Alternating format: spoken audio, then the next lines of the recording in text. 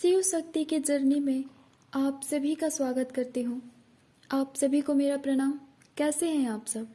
आशा करती हूँ कि आप सब अच्छे होंगे और अपनी जर्नी में आगे बढ़ रहे होंगे। तो आज मैं फिर से एक वीडियो लेके आई हूँ। आज की वीडियो का टॉपिक है, क्या ट्विन फ्लेम के कर्मा होते हैं? अगर आप भी एक ट्विन फ्लेम हैं तो ये वीडियो फिर आपके लिए है। आपने सुना होगा, बहुत से लोग बताते हैं कि ट्विन फ्लेम के कोई कर्मा नहीं होते, वो किसी दूसरे का कर्मा लेके आते हैं, उनके स्वयं के कोई कर्मा नहीं होते।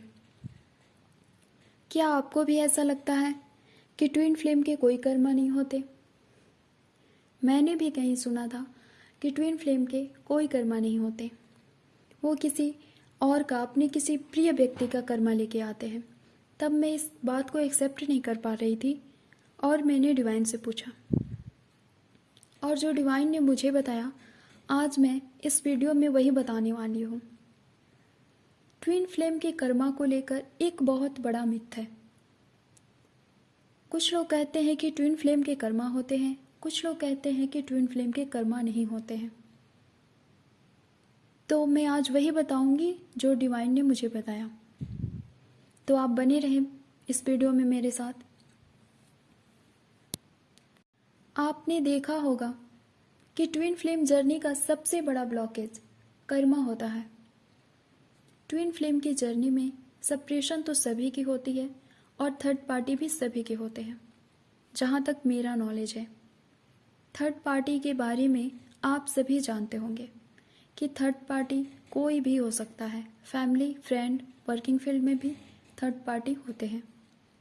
बहुत से ट्विन फ्लेम की शादी किसी और से हो जाती है, उसे भी हम थर्ड पार्टी कहते हैं। तो ये सब क्यों होता है? आप सब भी ये सोचते होंगे। मैं बताती हूँ कि ये सब क्यों होता है। ये सब कर्मा के कारण होता है। ये उनके स्वयं के कर्मा होते हैं, किसी और के नहीं। अब बात आती है कि उनके कर्मा कहाँ से आते हैं। अगर आप एक ट्विन फ्लेम हैं तो आप पुनर्जन्म में बिलीव रखते होंगे, क्योंकि ट्विन फ्लेम के कई जन्म होते हैं, आप सभी को पता होगा।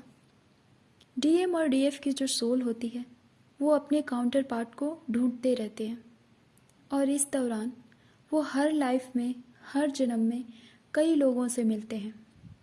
ये भी एक कारण है ट्विन फ्लेम के कर्मा का क्रिएट होने का। दूसरा जो कारण है वो सभी के साथ होता है।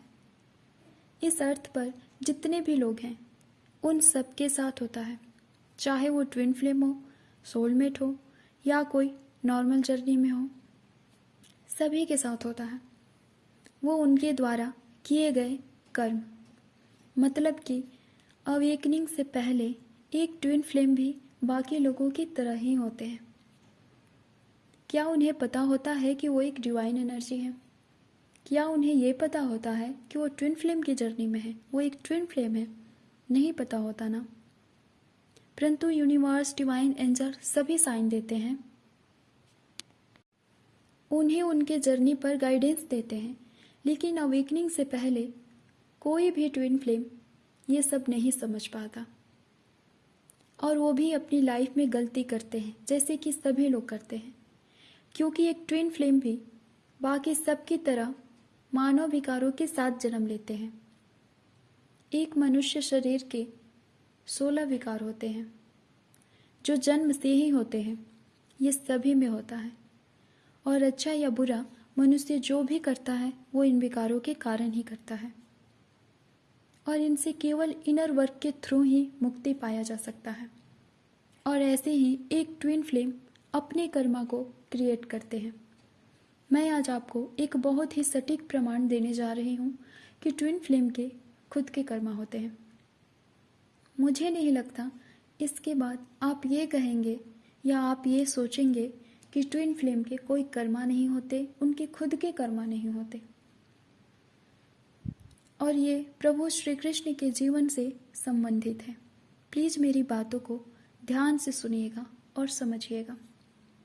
प्रभु श्री कृष्ण के अनुसार इस संसार में जो भी जीव जन्म लेता है वो अपने पूर्व कर्मों के कारण ही लेता है और उसे अपने जीवन में जो कुछ भी प्राप्त होता है वो भी उसके पूर्व कर्म के कारण होता है।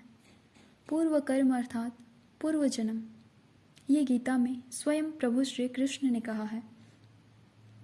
मुझे जो डिवाइन के द्वारा बताया गया, जब मैंने डिवाइन से पूछा था कि क्या ट्विन फ्लेम के कर्मा होते हैं, मैं उस दौरान देवी भागवत पढ़ रही थी और अचानक से मेरे समक्ष एक पेज आया और उसी में मेरे प्रश्न का उत्तर लिखा हुआ था, जहाँ ये लिखा हुआ था प्रभु श्री कृष्ण का जो पूर्व जन्म था उसमें वो नारायण के रूप में अवतरित हुए थे और उनके छोटे भाई नर थे जो कि प्रभु श्री कृष्ण के समय अर्जुन थे।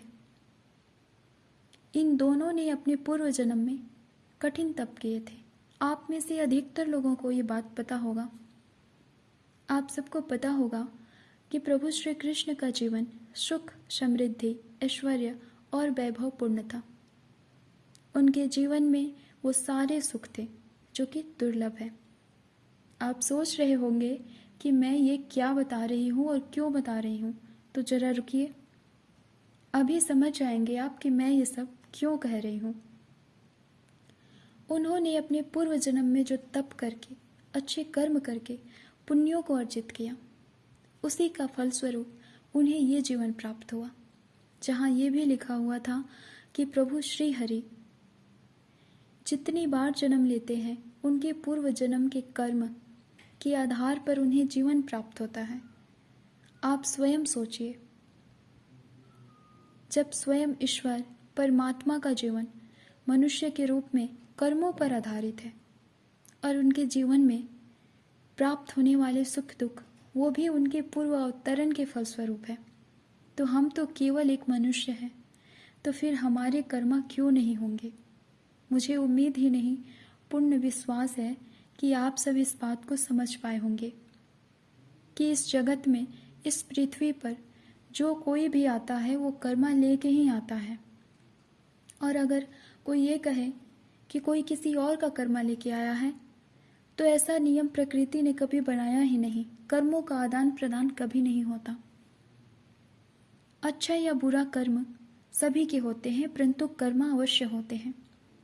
अगर किसी व्यक्ति के कर्मा जिस क्षण समाप्त हो जाते हैं उसी क्षण उसकी मृत्यु निश्चित है, और किसी की मृत्यु अचानक हो गई जिसे हम एक्सीडेंटल डेथ कहते हैं।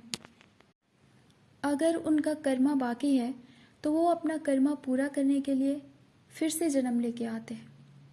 मुझे नहीं लगता अब आपको कोई डाउट हो इस बात को लेकर कि ट्विन फ्लेम के कर्मा नहीं होते, उनके खुद के कर्मा नहीं होते। आप सभी को क्या लगता है? अपनी राय हमें ज़रूर बताएं। इस वीडियो के अंत में मैं आप सभी को एक मैसेज देना चाहूँगी कि आप अपने कर्मा पर फोकस्ड रहें और कर्मा क्लिनजिंग कंटिन्यू करें। आप अपनी जर्नी को बहुत जल्द कंप्लीट कर पाएंगे और परमानेंट रियूनियन को अचीव कर पाएंगे।